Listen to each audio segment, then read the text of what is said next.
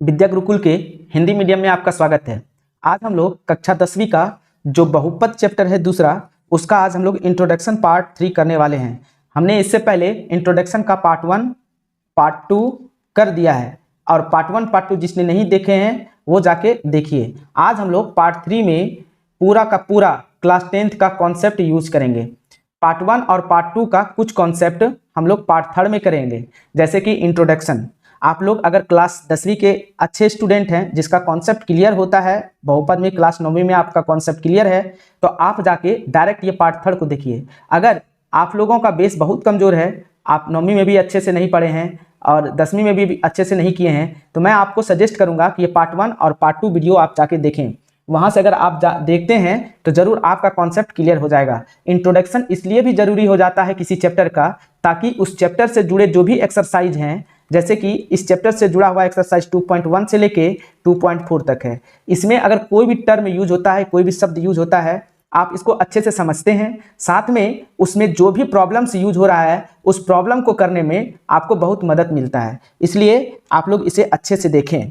मैं ये सीरीज जो लेके आया हूँ इसलिए लेके आया हूँ कि बहुत सारे बच्चों का अभी कोर्स कंप्लीट तो नहीं हुआ होगा, अभी 5 महीने बाकी है आपके बोर्ड के एग्जाम में। इस 5 महीने के दरमियान में बहुत सारे बच्चे अच्छे से पढ़े होंगे और बहुत सारे बच्चे अभी जो है पढ़ाई स्टार्ट भी नहीं किए होंगे।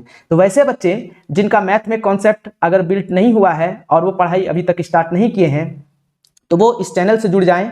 आपको एग्जाम आते आते मैं आपके अंदर इतना कॉन्फिडेंस बिल्ड कर दूंगा कि आप 100 में 100 नंबर्स लाने की अपने अंदर कैपेसिटी रखिएगा।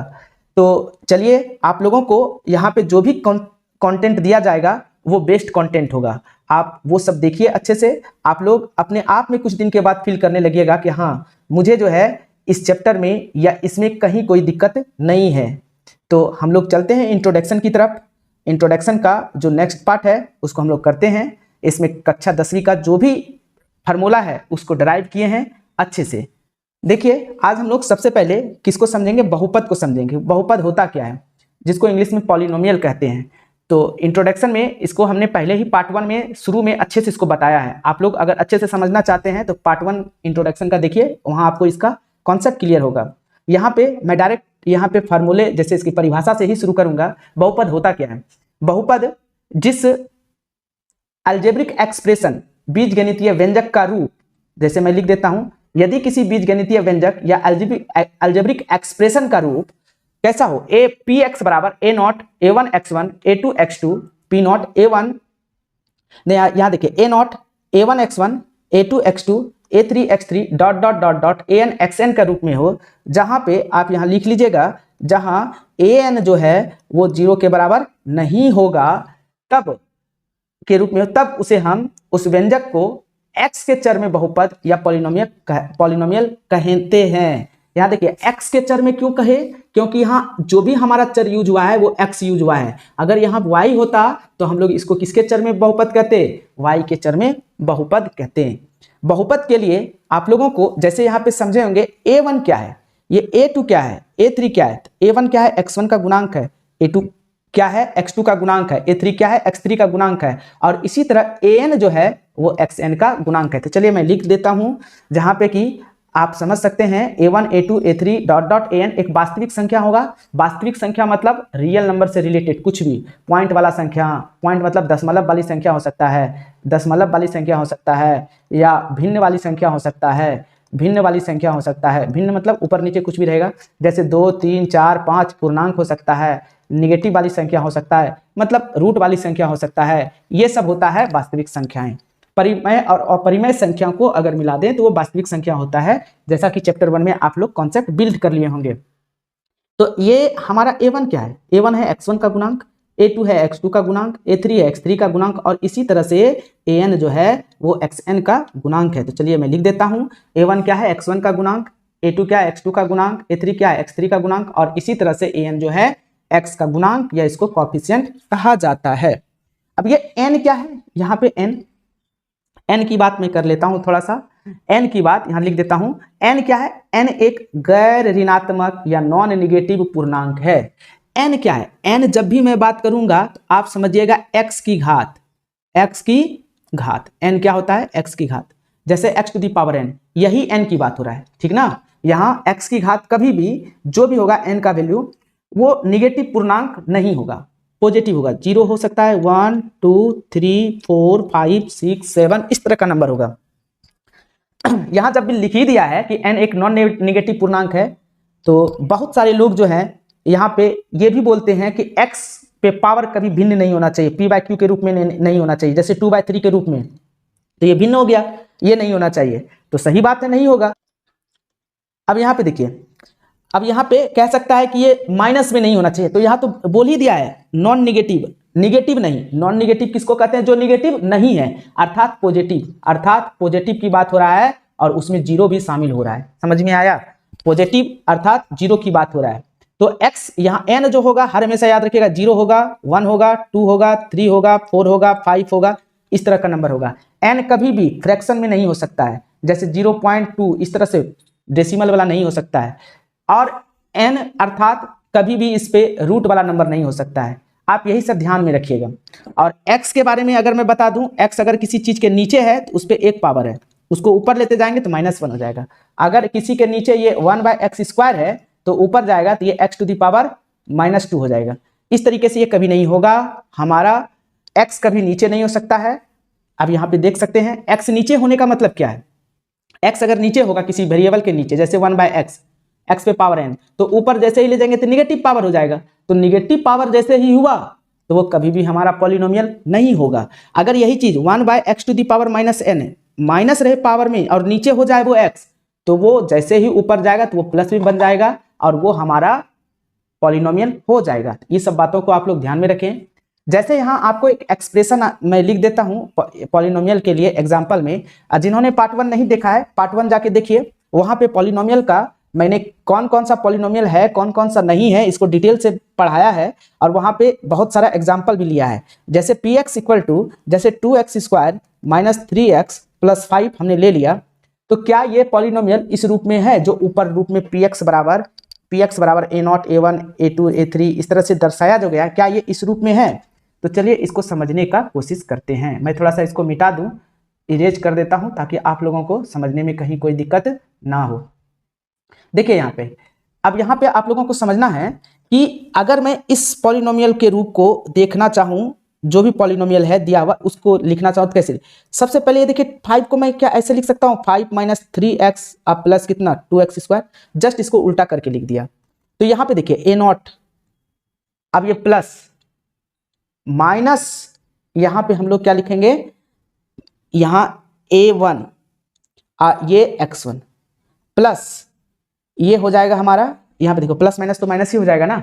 अच्छा मैं थोड़ा सा इसको और क्लियर कट में लिख देता हूँ ताकि आप लोगों को समझने में कोई दिक्कत नहीं हो। देखिए मैं इसको ऐसे लिख सकता हूँ क्या, इस 5 को plus -3 into X plus 2x², ऐसे लिख सकता हूँ क्या? तो हाँ लिख सकता हूँ। अगर मैं इसको जब लिख ही सकता हूँ तो यहाँ पे आप क्लियर कट समझिए, a0 ये हमारा क्या हो जाएगा a1 x1, ये क्या हो जाएगा a2 x2, ठीक है। यहाँ पे देखिए a0 का वैल्यू कितना आया है 5, a1 का वैल्यू कितना है -3, a2 का वैल्यू कितना आया है 2, ये पावर भी मिल रहा है 2, यहाँ पे नहीं कुछ तो 1 छुपा है, यहाँ पे 5 तो यहाँ कुछ नहीं है। तो इस तरीके से ये जो एक्सप्रेशन आपने देखा वो जो भी पॉलिनोमियल होगा वो इसी एक्सप्रेशन में होगा। आप किसी भी पॉलिनोमियल को इस एक्सप्रेशन के रूप में लिख सकते हैं। तो उम्मीद करते हैं आप लोग पॉलिनोमियल समझ गए होंगे, नहीं तो पार्ट 1 जाके आप डायरेक्ट देखिए। पार्ट 1 में मैंने 13-14 एग्जाम्पल दिया है और वहां पे आपका जरूर कॉन्सेप्ट क्लियर हो जाएगा।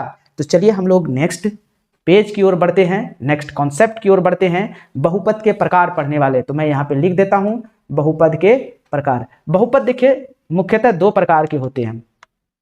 सबसे पहला मैं बहुपद के प्रकार में पदों की संख्या के आधार पर बहुपद के प्रकार को बताता हूं। पदों की संख्या के आधार पर, पदों की संख्या के आधार पर जो बहुपद होता है वो कौन कौन सा होता है? वो होता है एक पदी बहुपद। वो पहला क्या होता है, एक पदी बहुपद, एक पदी बहुपद पदों की संख्या के आधार पर। और दूसरा क्या होता है द्विपदी बहुपद, द्विपदी बहुपद। और तीसरा क्या होता है त्रिपदी बहुपद, त्रिपदी बहुपद। और चौथा क्या होता है। इसी तरह से जब बढ़ते जाते हैं तो ये बहुपदी बहुपद ये इतने प्रकार का बहुपद होता है।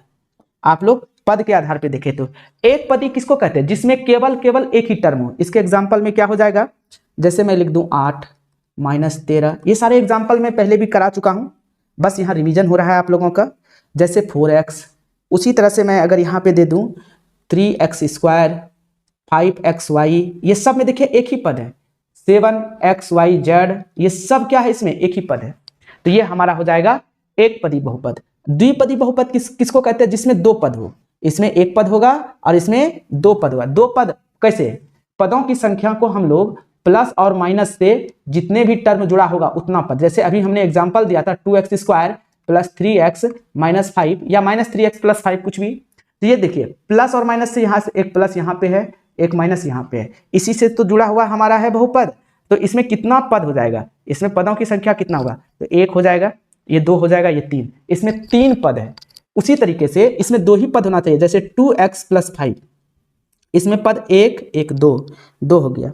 जैसे मैं लिखूं x³ - 8, ये भी हमारा कितना पद है, दो पद, एक पद दो पद।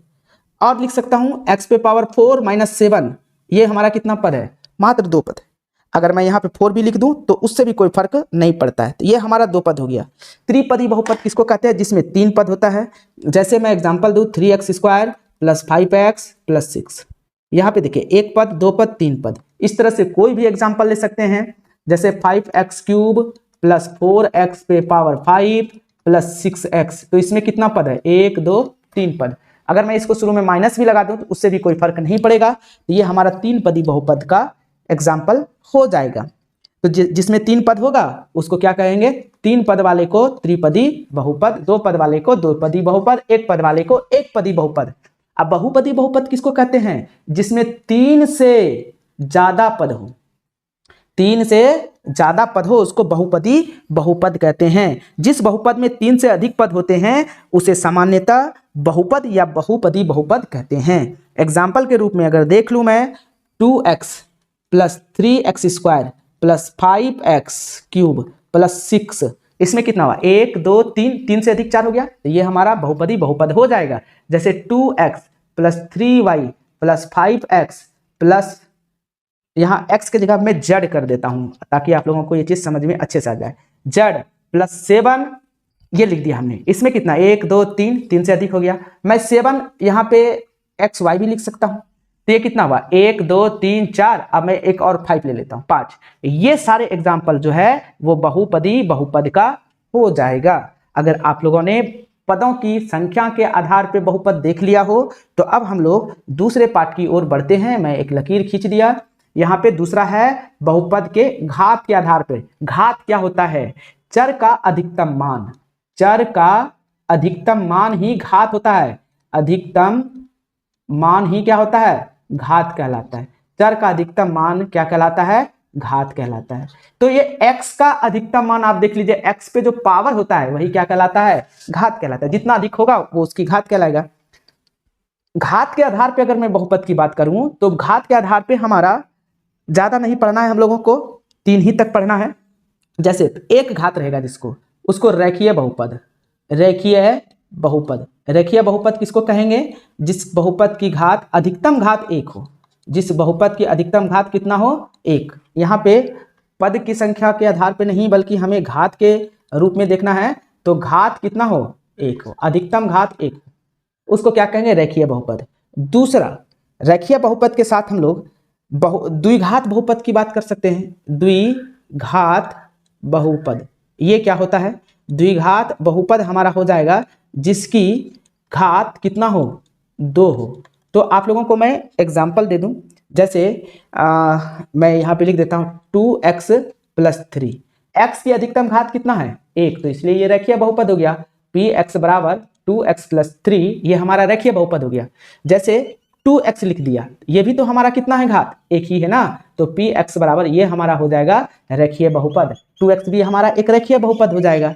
जैसे 3x ये कितना है, इसकी भी घात एक ही तो है, तो इसलिए होगा हमारा ये रेखीय बहुपद। 3x प्लस 4 भी लिख सकता हूँ, जैसे मैं 3x प्लस या -1 लिख सकता हूँ। ये हमारा रेखीय बहुपद हो जाएगा, क्योंकि x की अधिकतम घात इसमें कितना है, 1 है। द्विघात बहुपद किसको कहते हैं, जिसकी दो घात होता है, जैसे x square plus x square plus 3x plus 4, हमने ये लिखा।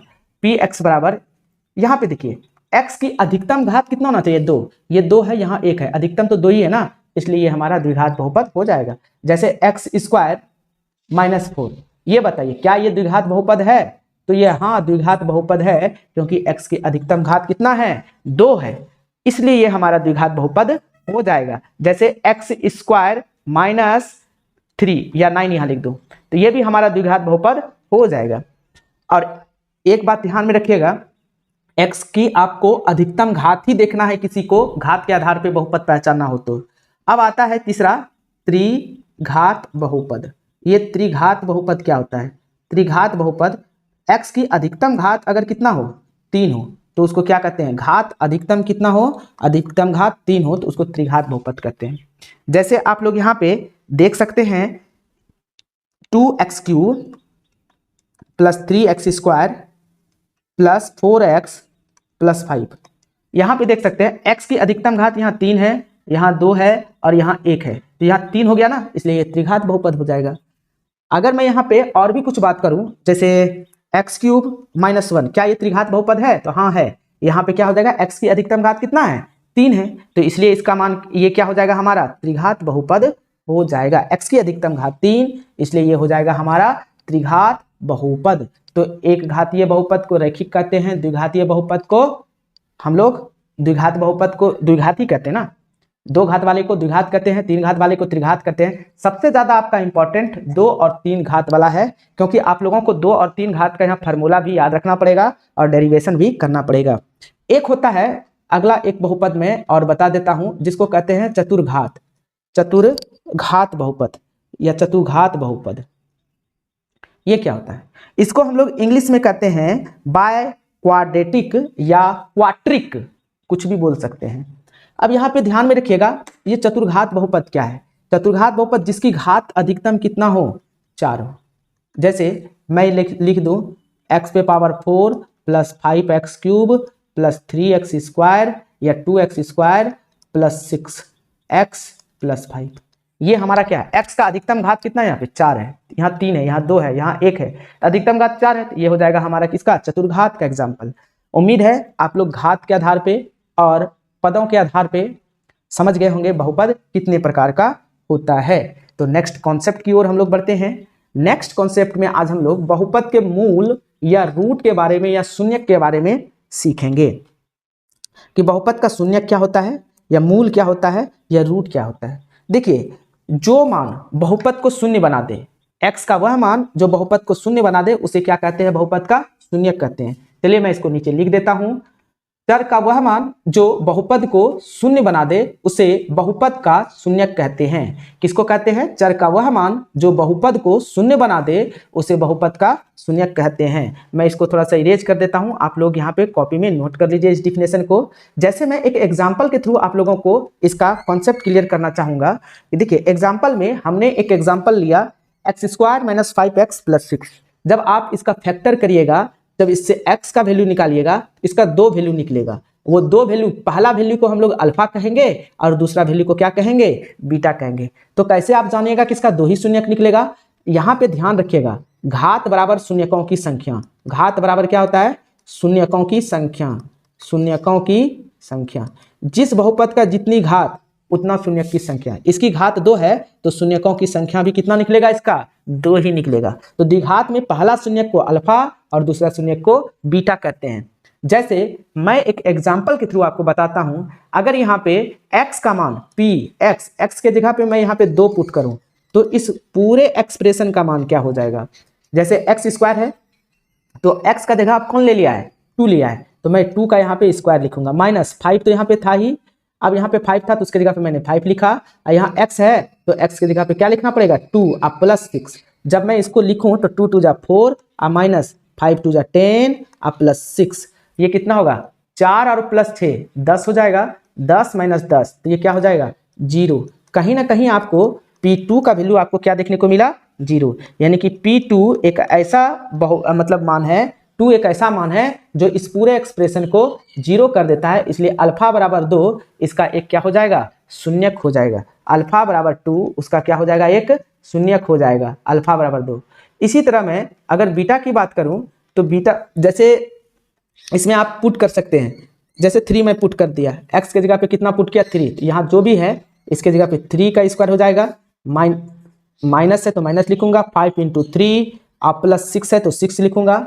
जब मैंने इसको रखा तो 3 का स्क्वायर कितना हुआ, 3 का स्क्वायर, 3 गुना 2 6 नहीं होता है, 3 गुना 3 9 होता है, तो मैं डायरेक्ट यहाँ पे 9 लिख देता हूँ।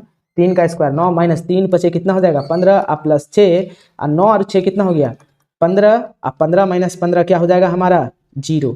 तो यहाँ पे क्या देखें आप लोगों ने देखा कि P3 भी यहाँ पे क्या हो गया 0, तो बीटा बराबर 3 ये इसका क्या हो जाएगा एक शून्यक हो जाएगा। तो इस तरीके से दोनों शून्यक निकल जाएगा, 2 गो शून्यक होगा, तो पहला शून्यक आप 3 कह सकते हैं तो दूसरा शून्यक क्या कहिएगा 2, या पहला शून्यक आप 2 कहिएगा तो दूसरा शून्यक क्या कहिएगा 3। तो आप किसी को पहले दूसरे को लिख सकते हैं। इसी तरह से मैं एक एग्जाम्पल के थ्रू और क्लियर कर देता हूं। यहां से हमने एक लाइन ड्रॉ किया, एक एग्जाम्पल और लिया जो है px equal to x cube plus 2x square minus 5x minus 6। तो यहाँ ध्यान दीजिएगा थोड़ा सा, ये p के जगह पे मैं कौन सा, देखिए यहाँ पे इसमें 3 शून्य किसका होगा, कौन कौन सा, x की घात 3 है तो 3 शून्य, पहले शून्य को नाम अल्फा, दूसरे शून्य को नाम बीटा, तीसरे शून्य को हम लोग गामा नाम देंगे। इस सब त्रिघात बहुपद में हम लोग अच्छे से समझेंगे और ये चीजें हम बता चुके हैं इंट्रोडक्शन पार्ट में, और ये भी इंट्रोडक्शन ही हो रहा है लेकिन क्लास 10th के लेवल से हो रहा है। देखिए अल्फा बीटा और गामा का मान क्या होता है, अगर मैं यहाँ पे p के जगह पे 2 पुट कर दूं, ठीक है, तो क्या हो जाएगा यहाँ पे आप देखिए 2 का क्यूब आप प्लस 2 इंटू 2 का स्क्वायर माइनस 5 इंटू 2 माइनस 6। 2 का क्यूब कितना होता है 8, 2 पे पावर 3 तो 8 हो जाएगा, और 2 पे पावर 2 ये 4 हो जाएगा, और 4 गुना 2 कितना हो जाएगा ये 8, माइनस 5 दूना 10 और माइनस 6, तो 8 8 कितना हो गया 16, और माइनस 10 और माइनस 6 माइनस 16, ये कट के कितना हो जाएगा 0। तो P2 जैसे ही मान रखा तो 0 आ गया, तो एक हमारा शून्य कितना आ गया अल्फा बराबर 2। क्या मैं इसी तरीके से P जैसे 2 पुट किया, जैसे मैं -1 पुट करूँ तो क्या होगा, तो ये देखिए एक्स क्यूब है तो -1 का क्यूब हो जाएगा, प्लस 2 इंटू एक्स स्क्वायर है, एक्स की जगह पे 1 का स्क्वायर लिख सकता हूँ, सॉरी -1 का स्क्वायर लिख सकता हूँ, प्लस 5 है एक्स की जगह पे -1 लिख सकता हूँ और माइनस 6 हो जाएगा, ये कितना हो जाएगा -1 का क्यूब -1 हो जाएगा, प्लस 2 1 का स्क्वायर कितना हो जाएगा 1 गुना 1 1 ही होगा, तो यहाँ पे 1 लिख देता हूँ, प्लस गुना माइनस तो कितना हो जाएगा माइनस 5 1 का 5 और माइनस कितना हो जाएगा 6। तो यहाँ देखिए आप -1 तो होगा ये हमारा, आइए प्लस 2 1 का कितना हो जाएगा 2 और -5, आइए कितना हो जाएगा -6। इस तरीके से सर यहाँ पे एक चीज मैंने मिस्टेक किया है, वो मिस्टेक्स क्या है आप लोग यहाँ देख सकते हैं, यहाँ प्लस नहीं बल्कि यहाँ पे माइनस होगा, तो यहाँ पहले से माइनस, तो ये माइनस प्लस हो जाएगा, यहाँ भी प्लस हो जाएगा, तो 5 2 7 हो गया ये, और -1 और -6 ये भी -7 हो जाएगा, 7 - 7 कितना हो गया 0, तो P-1 भी हमारा क्या कर दिया 0 कर दिया, तो एक शून्यक हमारा -1 भी होगा। तो आप क्या देख रहे हैं यहाँ पे x अल्फा का मान 2 रखें, मतलब x का मान 2 रखें, x का मान -1 रखें, और इसी तरह से ये पहला जो x का वैल्यू आया, ये x का जो पहला वैल्यू आया 2, दूसरा वैल्यू -1, इसी तरह कोई तीसरा वैल्यू की बात कर रहे हैं हम लोग, तो आप लोग एक बार -3 पुट करके देखिएगा क्या इसको शून्य बना देता है। अगर P-3 इसको शून्य बना दिया इस पूरे एक्सप्रेशन को, तो ये भी हमारा एक शून्यक होगा। इस तरह से तीनों शून्यक आप लोगों का निकल गया। x का मान 2, x का मान कौन कौन हो सकता है यहाँ पे देखिए, x का मान 2 -1 और -3, ये तीनों का तीनों शून्यक हो जाएगा। किसका शून्यक हो जाएगा, तो इस एक्सप्रेशन का, इस त्रिघात बहुपद का। तो देखिए अगर ये इसका शून्यक हो जाएगा, यहाँ भी अगर मैं इधर भी चलूं तो अल्फा बराबर कितना हो गया 2 और बीटा बराबर 3, ये तो हमारा क्या है x का ही तो वैल्यू है ना, यहाँ पुट किया था 2 और 3, तो यहाँ पे इस एक्सप्रेशन के लिए x बराबर 2 और 3 ये क्या हो जाएगा शून्यक हो गया। मैं थोड़ा सा एक बात आप लोगों को कॉन्सेप्ट क्लियर कर दूं, थोड़ा सा यहाँ पे थोड़ा कॉन्सेप्ट ये है कि x बराबर -2 और 3 अगर एक शून्यक है तो x तो यहाँ है ही, जब इस -2 को इस पार लेते जाऊंगा तो माइनस हो जाएगा, प्लस में था तो माइनस में 2, ये हमारा एक गुणनखंड हो जाएगा किसका, इस px का। px बराबर हम लोग इस तरह से भी लिख सकते हैं। अब इस 3 को अगर मैं इस पार ले जाऊं x की तरफ, ये प्लस में है तो इधर आके -3, तो x -3 ये भी हमारा क्या हो जाएगा एक गुणनखंड हो जाएगा, यानी कि इसका फैक्टर कह सकते हैं। X square minus 5x plus 6 का अगर 2 फैक्टर टूटा तो x माइनस 2 x माइनस 3 होगा। इसी तरह से इसको मैं इधर लेते जाऊं तो x माइनस 2 हो जाएगा, ये माइनस में है, अगर इधर लेते जाऊं तो x माइनस 3 हो जाएगा, ये सॉरी 3 नहीं होगा बल्कि x माइनस ये हमारा 1 हो जाएगा। ठीक है, जब इस 3 को मैं इधर लेते जाऊं ये क्या हो जाएगा, x माइनस था तो ये प्लस 3 हो जाएगा।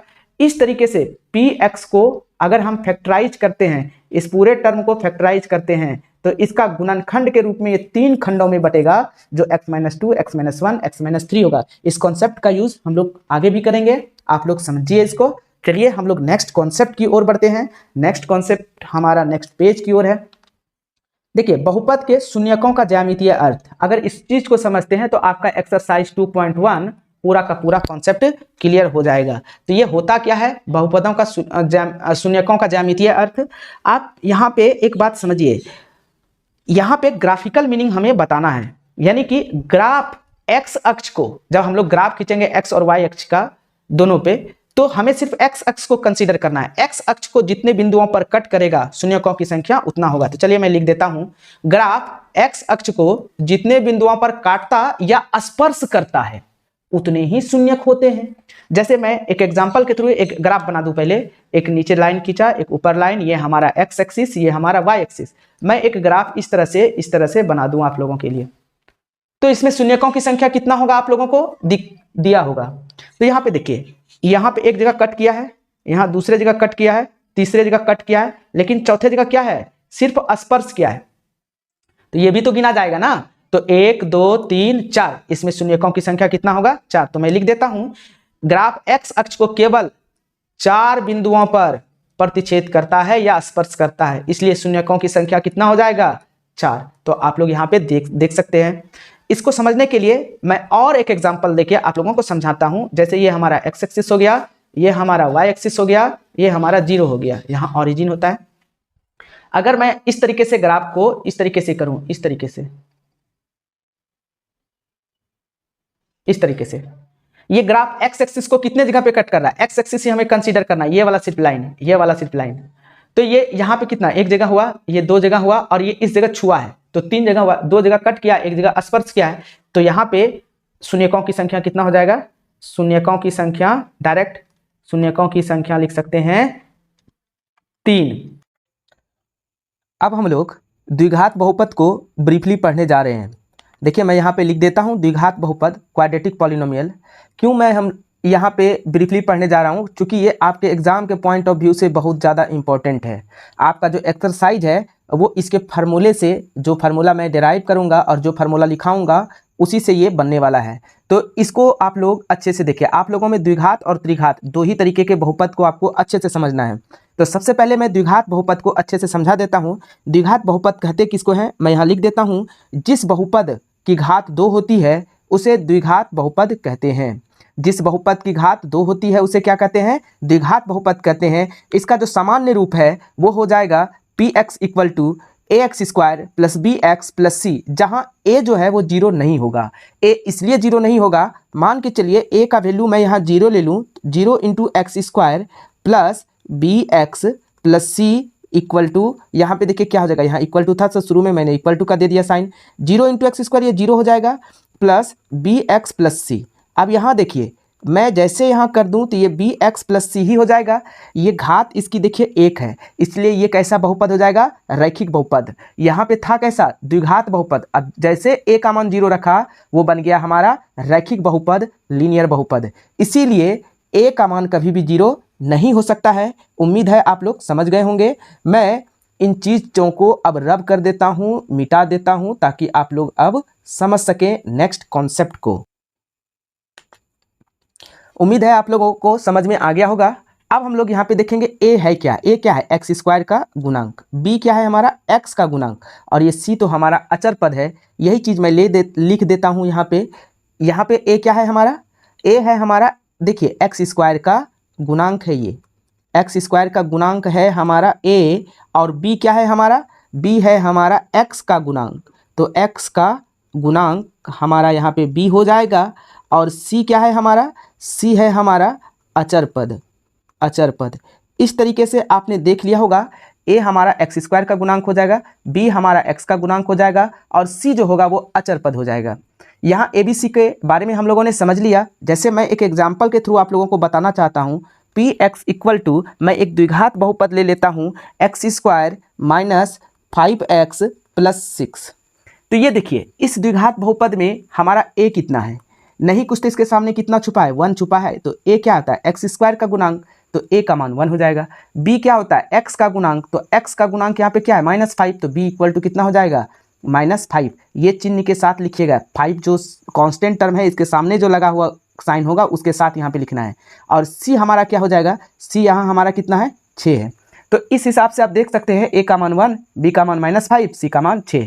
मैं और एक एग्जाम्पल ले लेता हूँ, एक्स स्क्वायर -4। आप लोग इसको बताइए कि यहाँ ए का मान कितना है, बी का मान कितना है और सी का मान कितना है।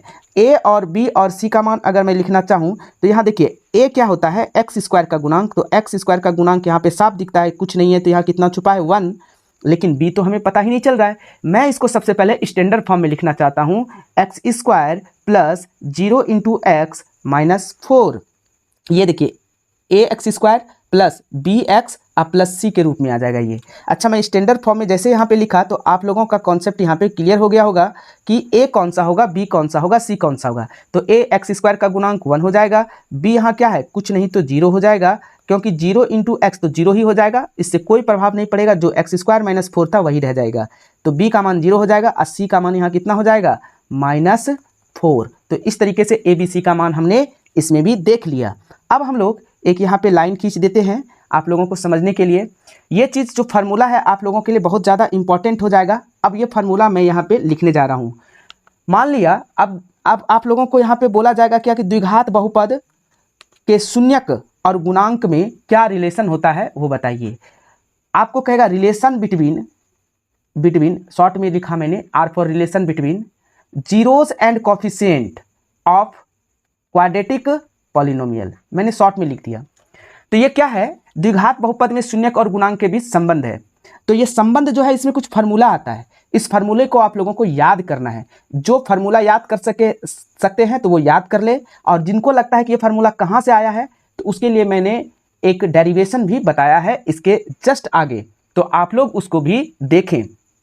जिसको लगता है कि ये कहाँ से आया और जिसको समझना है कि ये ही है तो आप लोग यही फार्मूला याद कर लीजिएगा। चलिए मैं लिख देता हूँ सबसे पहले, यदि अल्फा और बीटा द्विघात बहुपद पी एक्स बराबर A x square plus B x plus C के शून्यक हो, तो सबसे पहले मैं लिख देता हूं इसके बीच शून्यक और गुणांक के बीच में रिलेशन। पहला देखिए क्या है, शून्यकों का योग, जिसको हम लोग शून्यक क्या होता है, मान के चलिए जैसे ए x square plus B x plus C, इसके द्विघात बहुपद के शून्यक क्या है अल्फा और बीटा, यानी कि अल्फा और बीटा अगर हम इसमें पुट करेंगे तो इसको क्या कर देगा शून्यक बना देगा, इसलिए अल्फा और बीटा है। तो इसका शून्यक तो एक पहला शून्यक अल्फा दूसरा शून्यक बीटा हुआ, शून्यकों का योग क्या हो जाएगा यहाँ पे अल्फा प्लस बीटा। इसका फार्मूला क्या होता है -b/a। माइनस बी क्या है हमारा, तो बी यहाँ देखिए बताया था, बी क्या है हमारा एक्स का गुणांक, तो यहाँ पे क्या लिखेंगे -x का गुणांक। आप लोग यहाँ पे थोड़ा उधर अंदर में चला गया तो देखिए यहाँ पे लिख दिया। और सी क्या है हमारा, ए क्या है हमारा, तो ए यहाँ पे अचर पद है। अब हम लोग यहाँ पे शून्यकों का गुणनफल दूसरा फार्मूला पढ़ने वाले हैं। तो शून्यक तो मेरा अल्फा बीटा है, तो यहाँ मैं क्या लिखूंगा alpha plus alpha into beta. गुणनफल ना कह रहा है या शून्यकों का गुणनफल, मतलब इस दोनों के बीच में अल्फा और बीटा में गुणा का संबंध होगा, इसलिए अल्फा इंटू बीटा c/a। सी हमारा क्या है अचर पद। अब देखिए यहाँ पे मैं थोड़ा सा गड़बड़ लिख दिया था, ए जो है हमारा यहाँ पे देख रहे हैं अचर पद नहीं बल्कि ए हमारा क्या है एक्स स्क्वायर का गुणांक हो जाएगा, एक्स स्क्वायर का गुणांक। तो यहाँ पे आप लोग एक्स स्क्वायर का गुणांक लिख लीजिएगा। सी हमारा अचर पद है और ए हमारा फिर से वही एक्स स्क्वायर का गुणांक आया है। तो यहाँ पे शून्यकों का योग फार्मूला हो गया alpha plus beta minus b/a, या इसी को बोल सकते हैं -x का गुणांक बटे एक्स स्क्वायर का गुणांक। और फिर हम लोग शून्यकों का गुणनफल की बात करें तो अल्फा इंटू बीटा हो जाएगा c/a अचर पद बटे एक्स स्क्वायर का गुणांक। अब देखिए मैं यहाँ पे यदि अल्फा और बीटा किसी द्विघात बहुपद के शून्यक हो तो उस बहुपद का रूप क्या होगा, तो उस बहुपद का रूप हो जाएगा पी एक्स बराबर x square minus alpha plus beta into X plus alpha into beta. मान के चलिए अगर मैं इस बहुपद की बात करूं जो मैंने एग्जाम्पल में लिखा था, यहाँ पे मैं लिखा था 5x² माइनस एक्स स्क्वायर लिखा था, 5x² नहीं, x² माइनस 5x प्लस 6। तो इसका तो कोई तो दो शून्यक होगा। तो देखिए इसके दो शून्यक हैं, कौन कौन है, एक शून्यक 2 है और एक शून्यक 3 है। अगर मैं दो इसमें रख दूं x का मान, तो ये पूरे एक्सप्रेशन को x का मान p x के जगह पे 2 रख दूं तो ये पूरे एक्सप्रेशन को ये क्या कर देगा 0, और 3 रख दूं तो ये पूरे एक्सप्रेशन को क्या कर देगा 3। तो 2 और 3 इसका क्या हो जाएगा शून्यक। मान के चलिए कि आप लोगों को अल्फा और बीटा हमें दिया हो, तब कहेगा आपको कि ये जो द्विघात बहुपद है x² माइनस 5x प्लस 6, ये तो आप लोगों को लिखा हुआ है। अगर किसी किसी का नहीं लिखा है, मान के चलिए अल्फा और बीटा हमारा 2 और 3 दिया रहता, तो मैं डायरेक्ट ये वाला बहुपद लिख सकता था। किस फार्मूले से, इसी फार्मूले से। मान के चलिए अल्फा और बीटा किसी द्विघात बहुपद के शून्यक हो तो इसका रूप क्या है। अब देखिए मान लिया अल्फा हमारा कितना है 2 है, अब बीटा कितना है 3 है। अल्फा और बीटा हमें दिया हुआ है, इस तरीके से अल्फा और बीटा दिया है, तो मैं ये तरीका बस देखिए आप लोगों को सिर्फ द्विघात बहुपद ज्ञात करने के लिए करना होगा। अल्फा और बीटा दिया है तो मैं इसका द्विघात बहुपद x² माइनस 5x प्लस 6 ये कैसे आता है वो यहाँ से लिख के बताता हूँ। ये देखिए इस फार्मूले में मैं बैठा दे रहा हूँ अल्फा प्लस बीटा का मान, अल्फा का मान 2 और बीटा का मान 3 इंटू एक्स प्लस अल्फा का मान 2 और बीटा का मान 3। तो ये क्या हो जाएगा x² माइनस 5x प्लस कितना हो जाएगा 6। देखें अगर आपको अल्फा बराबर 2 और बीटा बराबर 3 दिया है तो ये किस द्विघात बहुपद का शून्यक है x² माइनस 5x प्लस 6 का, तो आप लोगों को ऐसे निकालना पड़ेगा। तो ये 3 फार्मूला आप लोगों को याद रखना है। पहला शून्यकों का योग alpha plus beta minus b/a, जिसको कहते हैं माइनस x का गुणांक बटे x² का गुणांक। दूसरा शून्यकों का गुणनफल अल्फा इंटू बीटा c/a अचर पद बटे x² का गुणांक। और तीसरा फार्मूला आपको क्या याद रखना है, यदि अल्फा और बीटा द्विघात बहुपद के शून्यक दिया हो, अल्फा का जैसे मान अल्फा का मान 2 दिया है, बीटा का मान 3, तो उसका द्विघात बहुपद क्या होगा, तो उसके लिए फार्मूला है x² minus alpha plus beta into X plus alpha into beta, जो कि मैंने यहाँ पे अल्फा और बीटा का मान रख दिया। तो देखिए ये मदर पॉलिनोमियल निकल गया। मदर पॉलिनोमियल मतलब ये कि इस पॉलिनोमियल से इसका जीरो निकाला जा सकता है। अगर जीरो दिया है तो इसका पॉलिनोमियल लिखा जा सकता है। आप लोगों ने ये समझ लिया। तो चलिए अब मैं इसका डेरिवेशन करने जा रहा हूँ। अब हम लोग जो द्विघात बहुपद है उसके फार्मूला डेरिवेशन को समझते हैं। सूत्र की व्युत्पत्ति या फार्मूला डेरिवेशन। द्विघात बहुपद में शून्यक, जीरो और गुणांक कॉफिशिएंट के बीच संबंध। जीरो को शून्यक कहते हैं और कॉफिशिएंट को हिंदी में गुणांक कहते हैं। तो मान लिया कि पी एक्स बराबर ax² plus bx plus c, जहाँ a जीरो नहीं है, यह हमें द्विघात बहुपद दिया है। अब यहाँ पे मैं फिर से मान लेता हूँ अल्फा और बीटा द्विघात बहुपद पी एक्स के शून्यक होंगे। तो अब देखिए इसके दो बहुपद अल्फा और बीटा, इसके दो शून्यक है। शून्यक कैसे हम लोग निर्धारित करते हैं, घात बराबर शून्यक, घात बराबर शून्यक, ये तो पता ही है आप लोगों को, जिसकी जितनी घात उसकी उतनी शून्यक। इसकी अधिकतम घात 2 है, इसलिए शून्यक भी कितना होगा 2। तो वही अल्फा और बीटा है। तो यहाँ पे आप ध्यान दीजिएगा, क्या मैं इसको ऐसे लिख सकता हूँ x बराबर अल्फा और बीटा, ये दो इसके शून्यक होंगे। अगर ये ऐसा है, जब मैं अल्फा को इधर ले जाऊं इस पार में, तो इसलिए x माइनस अल्फा और इस बीटा को भी इधर लेते जाऊं तो ये क्या हो जाएगा x माइनस बीटा, दो गुणनखंड हो जाएगा। ये क्या हो जाएगा, यह गुणनखंड होगा। गुणनखंड होगा, किसका गुणनखंड होगा, ये गुणनखंड होंगे किसके, पी एक्स के। यानी कि मैं दूसरी अवस्था में बोलना चाहूं तो पी एक्स बराबर, पी एक्स को जब तोड़ा जाएगा तो x minus alpha x minus beta, यही हमारा आएगा। यहाँ नहीं तो कुछ कितना है 1 है। आप देख सकते हैं पी एक्स है क्या, पी एक्स है ax² bx प्लस सी। तो मैं पी एक्स के जगह पे ax² प्लस bx प्लस सी लिख देता हूँ, और इस चीज़ को 1 जो है इसको कांस्टेंट मान लेता हूँ k इंटू ये क्या हो जाएगा x minus alpha into X minus beta. यहाँ से अब जब आप देखिएगा इस x से इसमें भी मल्टीप्लाई करता हूँ, ये x से इसमें भी मल्टीप्लाई करूँगा, यानी कि डिस्ट्रीब्यूटिव लॉ को, वितरण विधि को मैं फॉलो करूँगा और इसको मल्टीप्लाई करूँगा। x² माइनस x जब इसमें करूँगा तो बीटा x हो जाएगा। अब इस अल्फा से इसमें और इस अल्फा से इसमें, तो माइनस अल्फा प्लस x, तो ये हो जाएगा minus alpha x minus alpha, तो ये क्या हो जाएगा प्लस अल्फा इंटू बीटा। यहाँ से जब मैं इसको ब्रैकेट से घेर दूँ तो ये के इंटू एक्स स्क्वायर, यहाँ से मैं माइनस कॉमन कर लूँ और यहाँ से एक्स कॉमन कर लूँ इस दोनों टर्म से, यहाँ से क्या हो जाएगा बीटा प्लस, चूंकि माइनस कॉमन किया तो माइनस माइनस प्लस अल्फा हो जाएगा, प्लस अल्फा इंटू बीटा। यानी कि इसको मैं सही तरीके से लिखूं तो के इंटू एक्स स्क्वायर माइनस इसको बीटा प्लस अल्फा को क्या लिख सकता हूं, alpha plus beta into X plus alpha into beta. यानी कि आप देख सकते हैं ए एक्स स्क्वायर, इधर तो हमारे पास क्या आ रहा था, देखिए A x square plus B x plus C, इधर क्या था हमारा, यहाँ आ गया के इंटू, ये के कांस्टेंट है, के into x square minus alpha plus beta into X plus alpha into beta. अगर इस केस से मैं सबको मल्टीप्लाई करूं, इसको भी और इसको भी, चूंकि ब्रैकेट में है तो डिस्ट्रीब्यूटिव लॉ लगेगा, तो के से मल्टीप्लाई करूंगा, K X square minus K into alpha plus beta into X plus K into alpha into beta. यहाँ पे देख सकते हैं A x square plus B x plus C. अब यहाँ पे मैं क्या करता हूँ, जो एक्स स्क्वायर है उसका और एक्स का और कांस्टेंट जो टर्म है उसका, इस पार में जो LHS है और RHS है, इस दोनों साइड कंपेयर करते हैं। तो मैं यहाँ लिख देता हूँ दोनों तरफ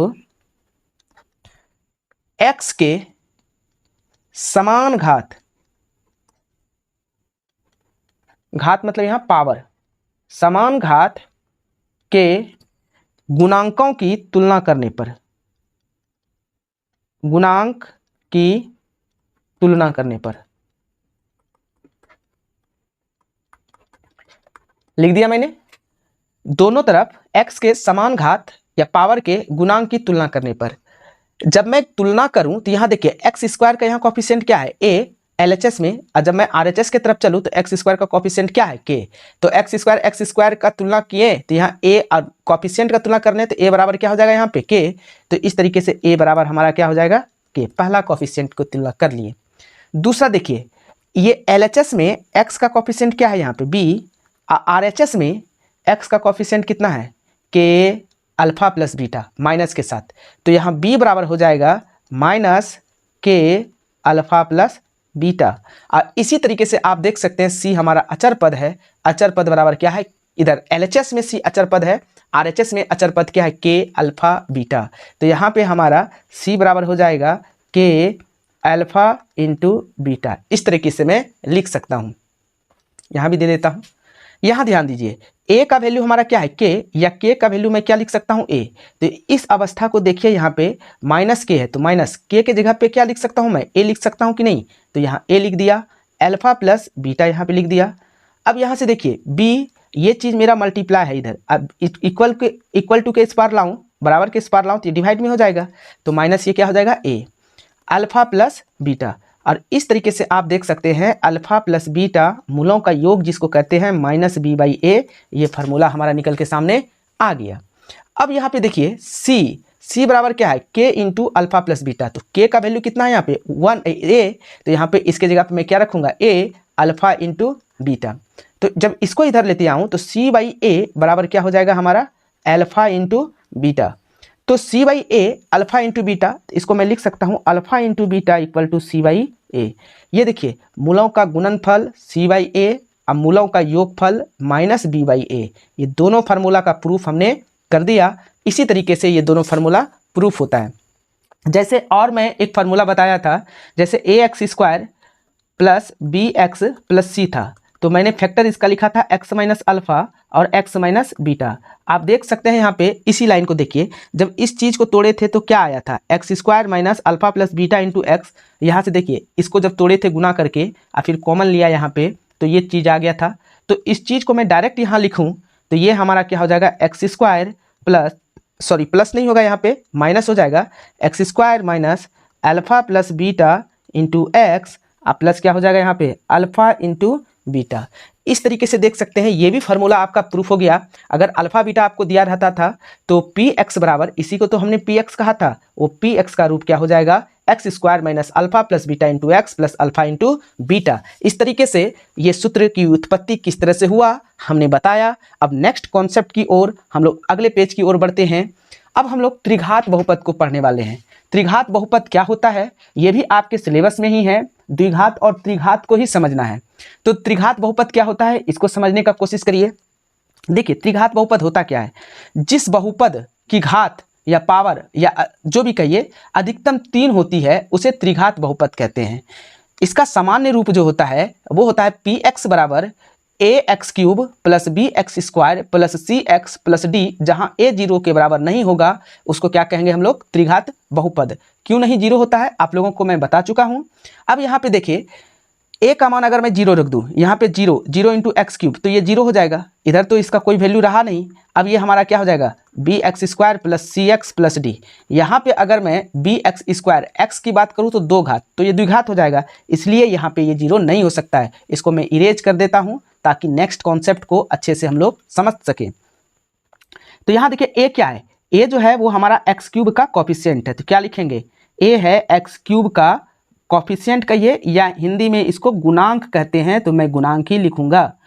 अब b क्या है यहाँ पे, b है एक्स स्क्वायर का कॉफिशिएंट, तो b के बारे में लिखूंगा एक्स स्क्वायर का गुणांक। b क्या है यहाँ पे एक्स स्क्वायर का गुणांक।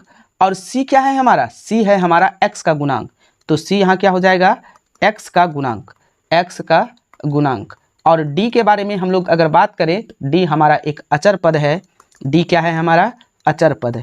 तो इस तरीके से आप देख सकते हैं त्रिघात बहुपद में क्या क्या होता है। जैसे मैं एक एग्जांपल दूं P x equal to x cube, जैसे कुछ दे देता हूं x cube minus 7x plus 5 7x square plus 5x minus 6, इस तरह से दे दिया।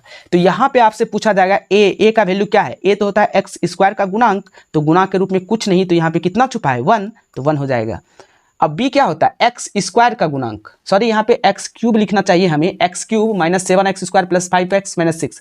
तो यहाँ पे देखिए एक्स स्क्वायर का गुणांक यहाँ कितना है -7, तो b का मान कितना हो जाएगा -7।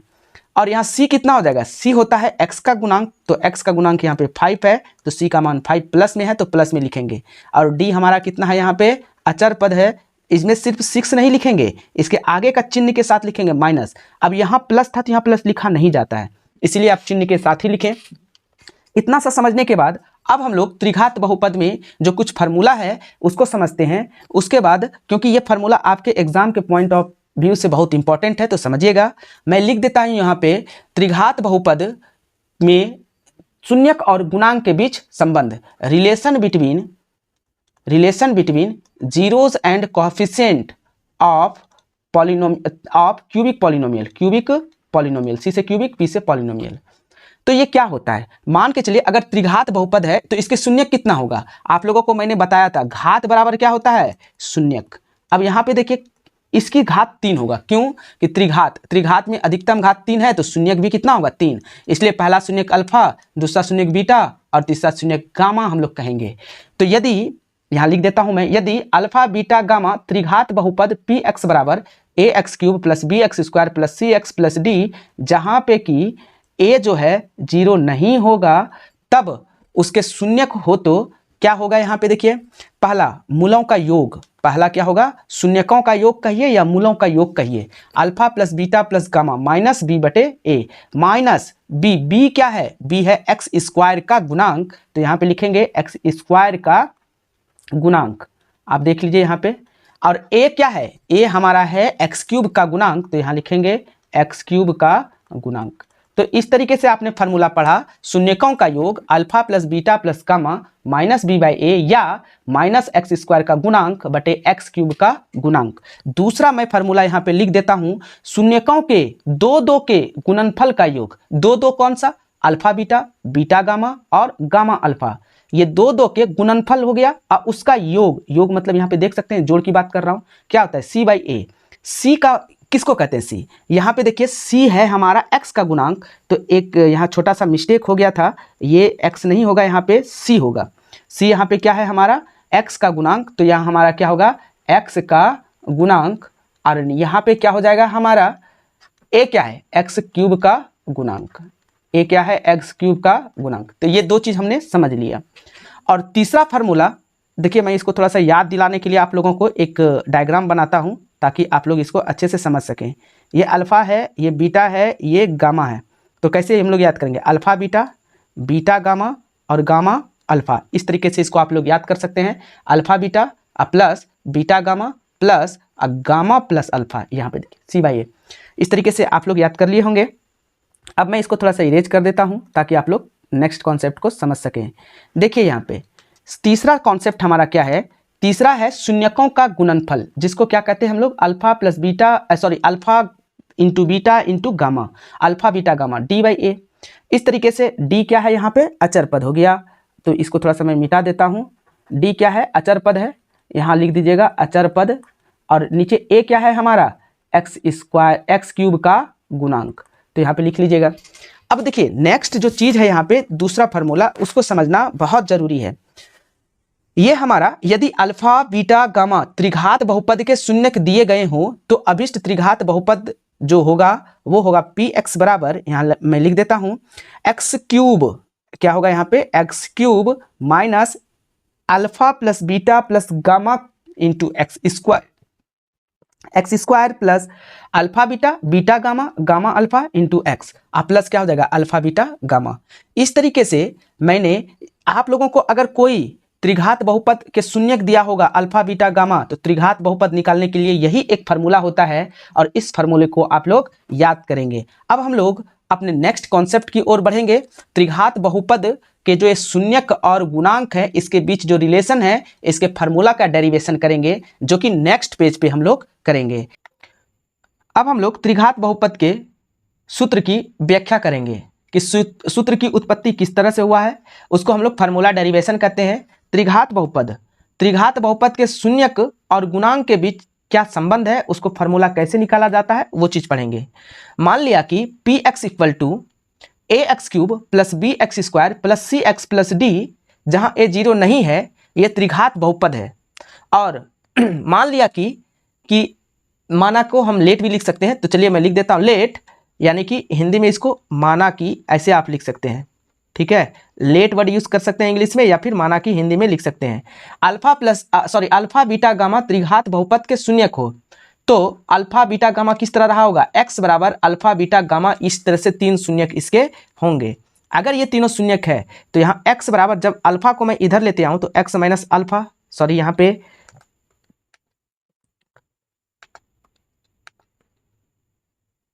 तो x माइनस अल्फा, अल्फा यहाँ हमारा क्या है, इस तरह से ऐसे होगा, इसलिए x माइनस अल्फा। जब बीटा को इस पार लेते जाऊं तो ये क्या हो जाएगा, x माइनस बीटा, और जब गामा को इस पार लेते जाऊं तो ये हमारा क्या हो जाएगा, x माइनस गामा। इस तरीके से ये गुणनखंड होगा। ये क्या होगा, गुणनखंड होगा।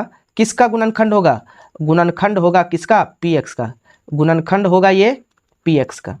अब px हमारा क्या है, तो px है हमारा ax cube plus B x square plus C x plus D.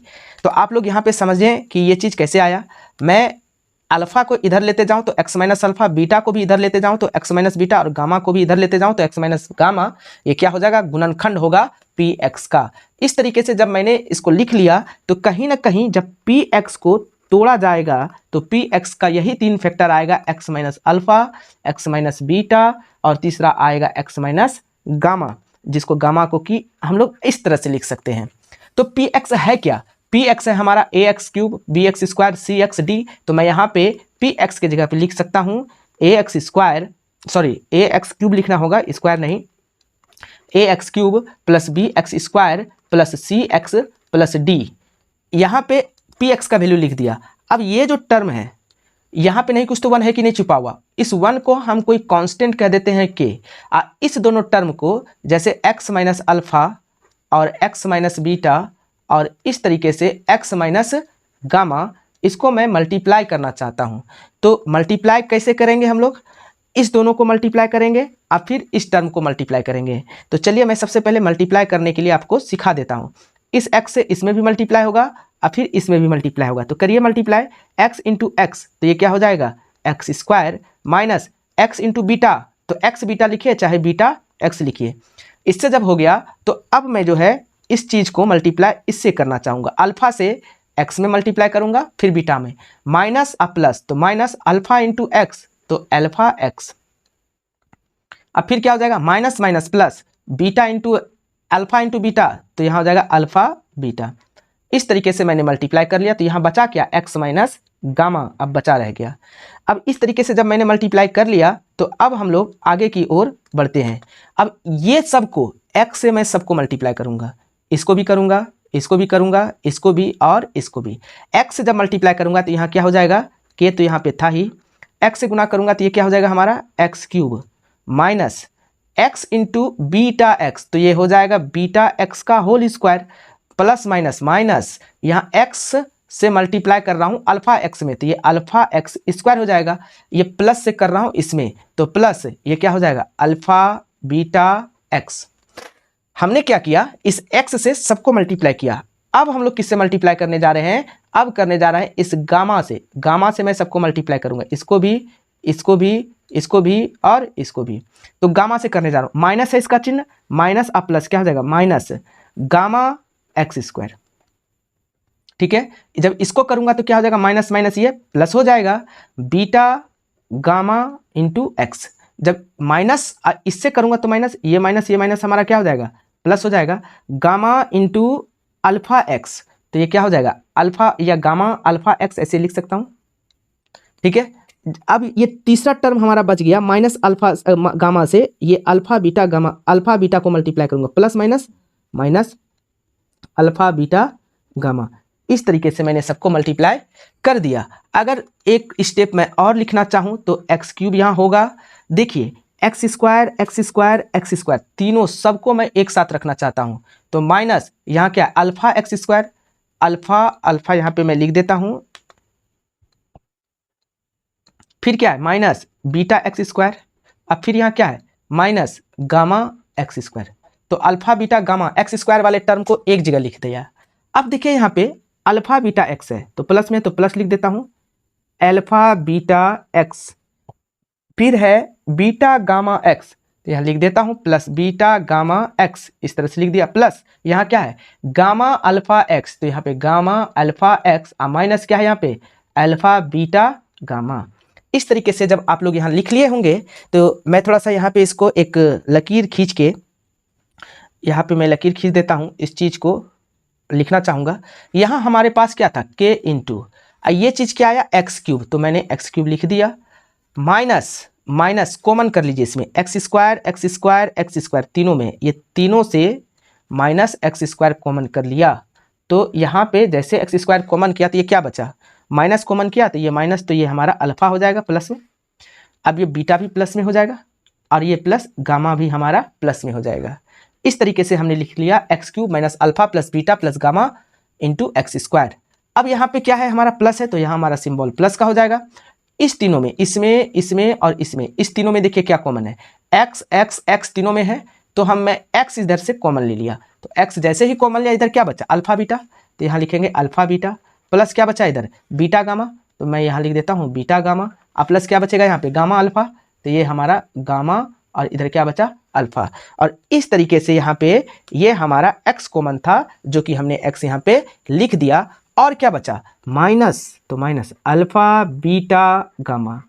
इस तरीके से आप देख सकते हैं k से अगर मैं इसको इसमें मल्टीप्लाई करूं, इसमें मल्टीप्लाई करूं और इसमें मल्टीप्लाई करूं और इसमें भी मल्टीप्लाई करूं तो क्या हो जाएगा, इसमें भी मल्टीप्लाई करना होगा k से, तो ये हमारा हो जाएगा k into X cube minus k into alpha beta gamma into x square plus K into alpha beta beta gamma, और क्या हो जाएगा यहाँ पे मैंने मिस्टेक से इसको बीटा गामा, और क्या हो जाएगा ये गामा अल्फा, और ये क्या है हमारे पास x है ना, तो इस चीज को मैं रब करके इधर लिख देता हूं क्योंकि ये मेरा अटा नहीं, प्लस ये क्या हो जाएगा alpha beta beta gamma gamma alpha into x, अब माइनस क्या यहाँ पे देखिए k से मल्टीप्लाई किया था तो यहाँ पे k लिखा नहीं, लिख देता हूँ minus k into alpha beta gamma. उम्मीद है कि आप लोग यहाँ तक समझ गए होंगे। मैं इसे नेक्स्ट पेज पर लेके चलता हूँ। अब नेक्स्ट पेज देखिए हमारे पास आ गया। इस तरीके से हमने क्या देखा, हमारे पास पी एक्स जिसको हम लोग कहे थे ऐसे x माइनस अल्फा, यहाँ पे लिख देता हूँ मैं एक बार, x minus alpha, x minus beta और x माइनस गामा। जब पी एक्स का मान हमने यहाँ लिखा था A x cube plus B x square plus C x plus D, और इस चीज़ को यहाँ पे कांस्टेंट के लिए के जब मल्टीप्लाई करके आया तो यहाँ पे देख सकते हैं आप पीछे के पेज में हमारा आया था के एक्स स्क्वायर माइनस के alpha beta gamma into x square, sorry यहाँ के एक्स क्यूब आया था, एक्स स्क्वायर नहीं, एक्स स्क्वायर प्लस के अल्फा बीटा और बीटा प्लस में बीटा गामा और क्या गामा अल्फा, इस तरीके से x minus alpha beta gamma, इस तरीके से हमारा आया था। अब यहाँ पे इस चीज़ को मैंने पीछे वाले पेज में पूरा रफली इसको अच्छे से किया है, आप लोग वहाँ पे जाके देख सकते हैं अच्छे से। A x cube plus B x square plus C x plus D, इस तरीके से जो टर्म आया, अब दोनों तरफ x के समान घात मतलब यहाँ पे पावर हो जाएगा, समान के गुणांक की तुलना करने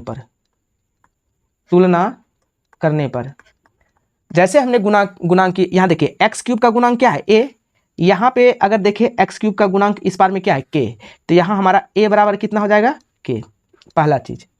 अब इसको मैं ऐसे लिख देता हूँ, इधर देखिए एक्स स्क्वायर का गुणांक इधर इतना सा है, इधर एक्स स्क्वायर का गुणांक क्या है b, तो यानी कि b बराबर हमारा हो जाएगा minus K into alpha plus beta plus gamma. इस यहाँ पे हम लोग लिख लिए हैं। एक्स स्क्वायर को मैंने नहीं लिया, एक्स के समान घात यानी कि पावर के गुणांक की तुलना करने पर, ये एक्स का यहाँ कॉफिशिएंट क्या है c, और एक्स का इधर कॉफिशिएंट क्या है, ये है के into alpha plus beta beta gamma और गामा अल्फा। तो यहाँ पे c बराबर जो हो जाएगा हमारा, वो हो जाएगा के into alpha beta plus beta gamma और यहाँ पे हो जाएगा गामा अल्फा।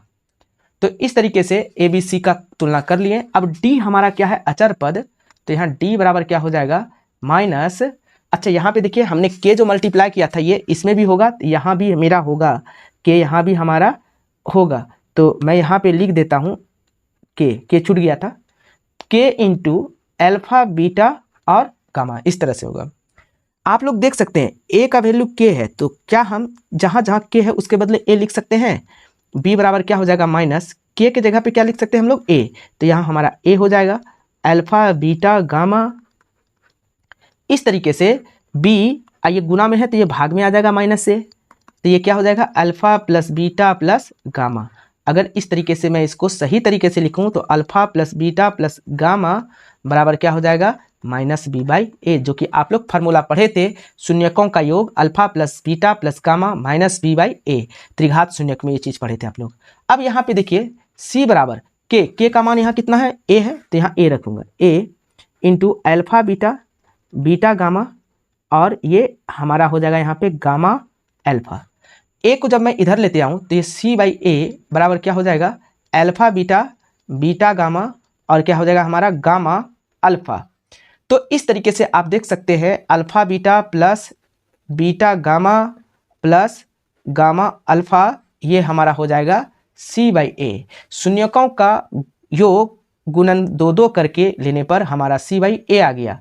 अब इस तरीके से यहाँ से मैं लिख देता हूँ d का वैल्यू कितना होगा, d बराबर कितना माइनस k का मान कितना है हमारा a, तो यहाँ भी a पुट करूँगा, ये अल्फा बीटा गामा तो था ही, इधर जब आ जाएगा तो माइनस डी बाई ए हो जाएगा, ये बराबर कितना अल्फा बीटा गामा, ये नीचे आ जाएगा माइनस, आप नीचे माइनस लिखिए, देखिए यहाँ पे माइनस नीचे रहे चाहे ऊपर रहे उससे कोई फर्क नहीं पड़ता है, यहाँ भी नीचे माइनस दीजिए या ऊपर दीजिए उससे कोई फर्क नहीं पड़ता है। तो ये कितना हो जाएगा अल्फा बीटा गामा शून्यकों का गुणनफल माइनस डी बाई ए। यही सब फार्मूला हम लोग कहाँ पढ़े थे, त्रिघात बहुपद में। त्रिघात बहुपद में alpha plus beta plus gamma शून्यकों का योग माइनस बी बाई ए आया था। शून्यकों का गुणनफल दो दो करके उसके योगफल को जब लिया था, शून्यकों का योगफल दो दो करके जब लिया था तो alpha beta beta gamma gamma alpha C by A आया था, और शून्यकों का गुणनफल alpha beta gamma D by A आया था। इस तरीके से आपका ये फार्मूला क्या हो गया, प्रूफ हो गया। यहाँ से आप लोग देख सकते हैं जिसको डेरिवेशन चाहिए था वो मैंने यहाँ पे सारा फार्मूला प्रूफ कर दिया। अब हम लोग क्या करेंगे, इसके नेक्स्ट टॉपिक को लेके आगे बढ़ेंगे, तो वो हमारा एक्सरसाइज का होगा। अगर वीडियो आप लोगों को अच्छा लग रहा है तो आप लोग इसे सब्सक्राइब करें मेरे चैनल को, ताकि मैं और भी मोटिवेट होके आप लोगों के लिए बना सकूं वीडियो। आज के लिए बस इतना सा ही। जय हिंद, जय भारत।